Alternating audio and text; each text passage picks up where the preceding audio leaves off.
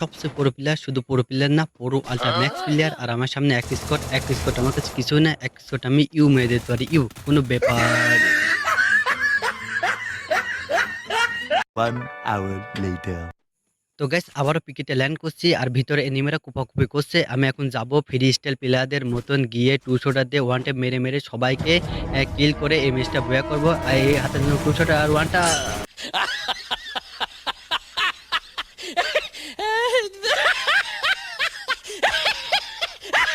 তো গাইস দুইবার অসফল ব্যর্থতার পর আমার বোঝা হয়ে গেছে আমার দ্বারা ফ্রি স্টাইল প্লেয়ারদের মতন কিল করা সম্ভব না।